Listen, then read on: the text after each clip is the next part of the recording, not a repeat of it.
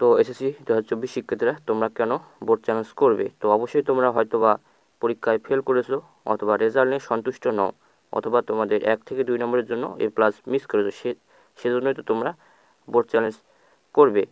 তবে তোমরা যারা বোর্ড চ্যালেঞ্জ করবে অবশ্যই ভেবে চিন্তা করবে, কারণ এখানে একটা টাকার বিষয় আছে এবং তোমাদের প্রতিটা সাবজেক্ট তোমাদের বোর্ড চ্যালেঞ্জের জন্য তোমাদের 150 টাকা হারে ফি চার্জ করবে বোর্ডগুলো, এবং তুমি বোর্ড চ্যালেঞ্জ করার পর তোমাদের সেই খাতাগুলো আবার তারা পুনরায় দেখবে, এবং তুমি যদি তোমাদের সেই নম্বরে গণনায় যদি ভুল হয়, অথবা তোমাদের যদি কোনো কারণে ফেল আসে, সেক্ষেত্রে কিন্তু তোমরা বোর্ড চ্যালেঞ্জের মাধ্যমে তোমাদের রেজাল্টটা পরিবর্তন হয়। আবার অনেক বোর্ডে এমন হয় যে তোমরা পাস করেছো এবং রেজাল্ট দেওয়ার সময় তোমাদের কিন্তু ফেল চলে আসে, সেক্ষেত্রে তুমি যদি বোর্ড চ্যালেঞ্জ করো সেক্ষেত্রে তোমাদের কিন্তু রেজাল্টটি পাস চলে আসবে। কারণ অনেক শিক্ষার্থী এরকম হয়েছে, এবং গত বছর আমরা যদি পুনর্নিরীক্ষণের ফলাফলের রেজাল্টটা দেখি, তো তোমরা দেখতে পাচ্ছ গত বছরের ঢাকা বোর্ডের পুনর্নিরীক্ষণের ফলাফলের রেজাল্ট দেখতে পাচ্ছ। এক শিক্ষার্থী তোমরা দেখতে পাচ্ছ এখানে হার মাতে সে A গ্রেড পেয়েছে, এবং তিনি বোর্ড চ্যালেঞ্জ করার পর তার A+ এসেছে এবং তার জিপিএ এসেছে 4.50। এবং তোমাদের যদি কোনো কারণে 1 থেকে 2 নম্বরের জন্য কোনো সাবজেক্টে A+ মিস হয়, সেক্ষেত্রে তোমরা অবশ্যই বোর্ড চ্যালেঞ্জ করবা। কারণ তোমাদের বোর্ড চ্যালেঞ্জ করলে সেক্ষেত্রে তোমাদের 2 থেকে 1 নম্বর জন্য তোমাদের যদি A+ মিস হয়, সেক্ষেত্রে কিন্তু বোর্ড চ্যালেঞ্জের মাধ্যমে তোমাদের A+ আসবে, কারণ তোমাদের ওই 2 থেকে 3 নম্বর তারা বাড়িয়ে দিয়ে তোমাদের A+ করিয়ে দেবে। এবং তোমরা যারা ফেল করেছো অবশ্যই তোমরা তো বোর্ড চ্যালেঞ্জ করবে, কারণ তোমাদের তো এখানে দেখো একজন শিক্ষার্থী ফিজিক্সে ফেল করেছে এবং সে বোর্ড চ্যালেঞ্জ করার পর তার বি গ্রেড এসেছে এবং তার জিপিএ 2.94। তো এরকম অসংখ্য শিক্ষার্থীর রেজাল্ট পরিবর্তন হয়েছে, তোমাদেরও হবে।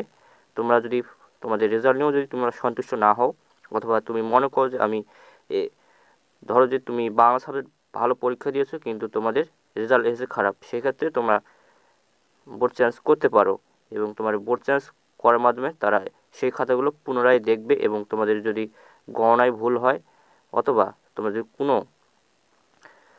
প্রশ্ন যদি শিক্ষকরা না দেখে, অথবা এক পৃষ্ঠা থেকে আরেক পৃষ্ঠায় চলে যায়, তোমাদের একটি প্রশ্ন না দেখে, সেক্ষেত্রে কিন্তু তারা সেটা গণনা করে তোমাদের নাম্বারটি তারা দেবে। সেক্ষেত্রে তোমাদের কিন্তু পুনরায় কিন্তু তোমাদের খাড়ি কাটা হবে না, সেক্ষেত্রে তোমাদের নাম্বারটি তারা গণনা করবে এবং ঠিকঠাক আছে নাকি সেটা তারা দেখার পরে তোমাদের পুনর্নিরীক্ষণের ফলাফলের মাধ্যমে সেই রেজাল্টটা চেঞ্জ হবে।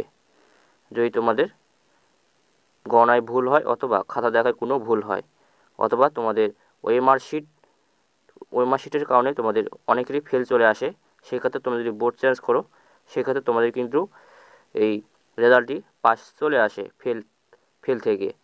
কারণ এখানে ওএমআর শিটের ওএমআর শিট এখানে প্রায় অনেকেরই গরমিল হয়, কারণ অনেকেই তোমরা ভুল করো ওএমআর শিট মিশাতে, এবং তোমাদের রেজাল্ট ফেল চলে আসে। এবং তুমি যখন রেজাল্ট বোর্ড চ্যালেঞ্জের আবেদন করো, সেক্ষেত্রে কিন্তু তোমাদের পাস চলে আসে। তো এখানে আরেকজন শিক্ষার্থী দেখতে পাচ্ছ, তোমাদের কৃষি শিক্ষা এগ্রিকালচার স্টাডিজ, সে ফেল করেছে এবং তিনি বোর্ড চেঞ্জ করার পর তার সি গ্রেড এসেছে।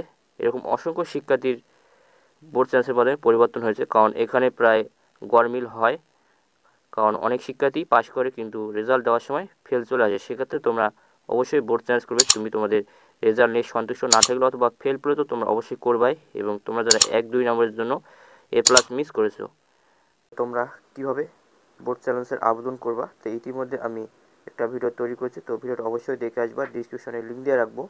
তো যদি তোমাদের ভিডিওটা ভালো লাগে তো অবশ্যই তোমাদের বন্ধুদের মাঝে শেয়ার করবা, এবং ফেসবুক পেজ থেকে দেখলে ফলো করবা। তো দেখা হবে আর একটা কোনো ভিডিও, ততক্ষণ তোমরা ভালো থাকো।